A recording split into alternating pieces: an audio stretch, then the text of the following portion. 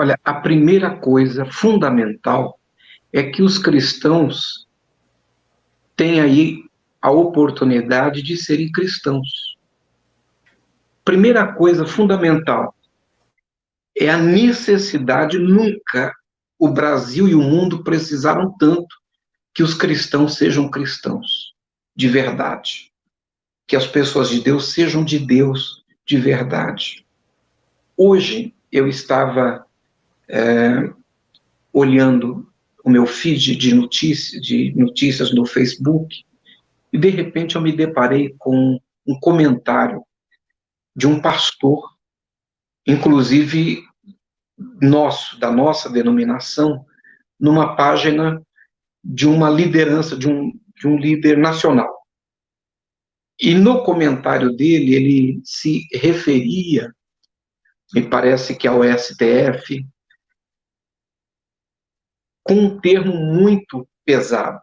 Uma pessoa, em seguida ao comentário dele, uma pessoa disse assim: poxa, pastor, eu estou decepcionado com o senhor, porque até a sua linguagem está parecida com a linguagem dessa turma aí e tal. Eu falei, puxa, que vergonha, porque nós estamos entrando numa seara que não é nossa. Nós estamos deixando, em vez de nós influenciarmos o nosso ambiente, nós estamos sendo influenciados por ele.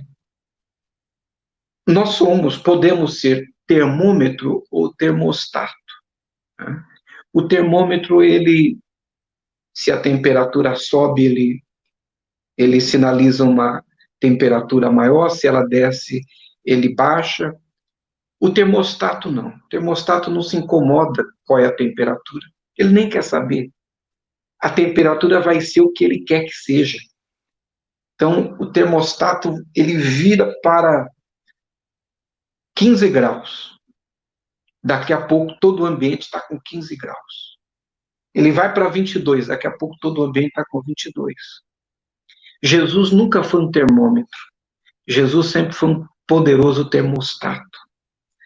O missionário Manuel de Melo não era um termômetro, ele era um termostato tremendo. E aí eu vejo as pessoas que hoje dizem que nós temos que voltar a fazer isso, voltar a fazer aquilo. São simplesmente termômetros.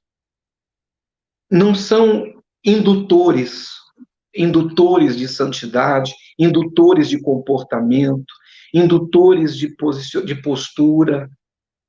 Eu fico assustado, por exemplo, esse episódio recente da reunião ministerial do presidente Bolsonaro com seus ministros foi simplesmente bizarra.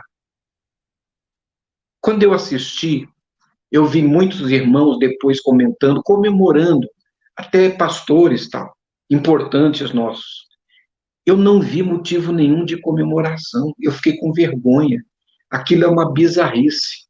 Eu só fiquei aliviado porque não vi ali cometimento de crimes, não por parte do presidente Bolsonaro, nem por parte dos seus ministros. Eu vi por parte do ministro do STF, o nosso decano, que liberou, que levantou o sigilo daquele vídeo, de forma que até o que não dizia respeito ao inquérito tornou-se público. Mas eu vi as pessoas elogiando os palavrões, pastores nossos, líderes nacionais, não apenas da nossa denominação, de várias, diminuindo a importância do aspecto do que nós vimos ali. Não, eu prefiro um presidente que fale palavrão do que um presidente que roube. Não, eu não quero um presidente que roube, não quero um presidente que fale palavrão, porque o meu presidente, ele é uma referência. Eu tenho um neto, que é o Lourenço, e duas netinhas, que são a senhorita Lívia e a senhorita Lorena. Eu não quero que o Lourenço assista a TV e veja, ele tem 1 ano e 4 meses. Deus me livre, se ele olhar para a TV e falar assim, olha, eu quero ser igual o meu presidente da República, eu vou dar um tapa no bumbum dele. Não quero que ele seja, está errado. Aquela reunião foi bizarra. Nós não podemos ser complacentes com aquilo que nós discordamos em relação a posturas, porque elas foram praticadas por Bolsonaro. eu não sou bolsonarista, eu apoio o presidente Bolsonaro, nós temos uma relação extraordinária, fomos deputados juntos por 8 anos, eu apoio o governo, eu voto com o governo, eu quero que o governo dê certo, dê certo.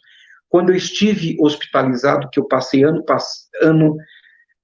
ano passado, eu estive em cirurgia, passei por um processo cirúrgico, eu não recebi a visita de nenhum pastor, mas o Bolsonaro, nosso presidente da República, esteve lá.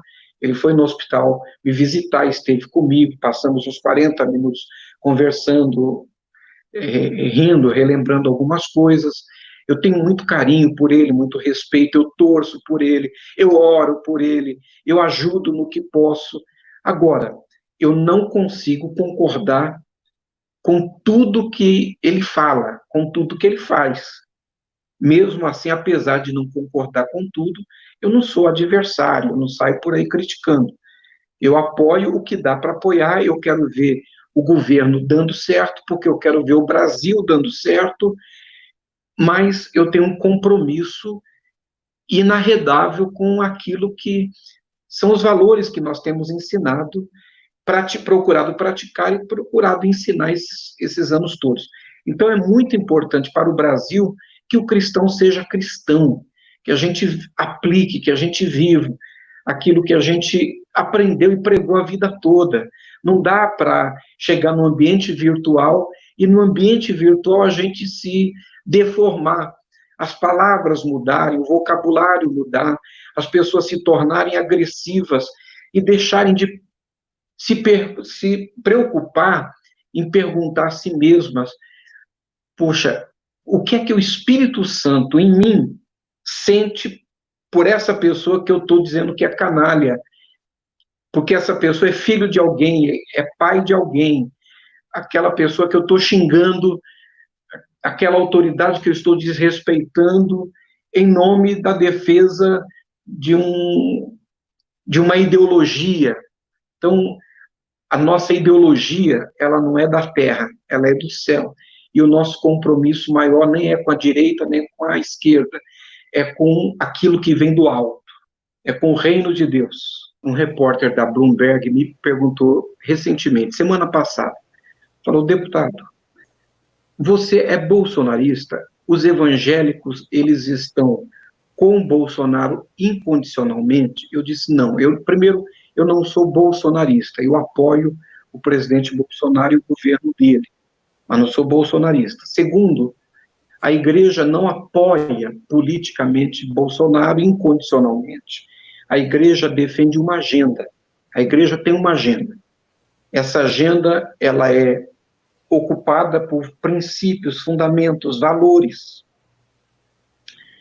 Como o presidente Bolsonaro apresentou-se à nação defendendo esses valores, essa coincidência faz com que haja uma identificação.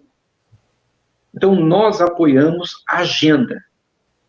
A mesma coisa é o pastor e o rebanho.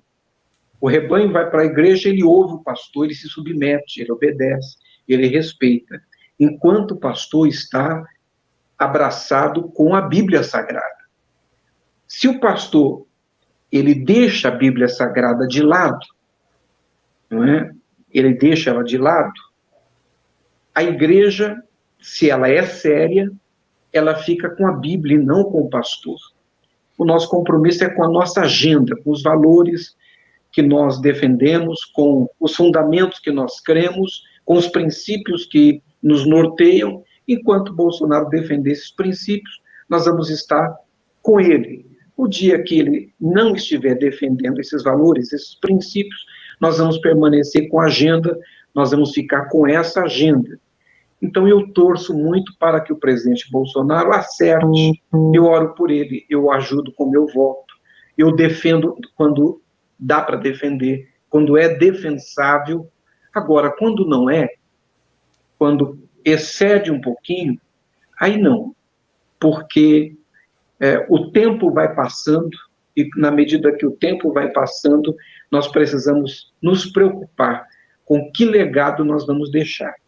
E o legado que nós vamos deixar, como cristãos e como salvos e como igreja, ele só pode ser um legado puro, um legado vivo, um legado legítimo, se esse legado estiver absolutamente comprometido com esses valores e esses fundamentos. Porque as pessoas passam, hoje elas pensam de um jeito, amanhã pensam de outro. Os partidos hoje pensam de um jeito, amanhã de outro. As correntes ideológicas, a ideologia é pendular, agora a palavra de Deus permanece para sempre. Por isso, o meu apelo para que todos os cristãos aproveitem esse momento singular, que é a oportunidade que Deus está nos dando para nós manifestarmos o nosso cristianismo, a nossa cristandade. E manifestar o cristianismo é menos ódio, é menos fogueira da vaidade, fogueira do ódio, da beligerância, menos palavrões, menos maledicência e mais amor.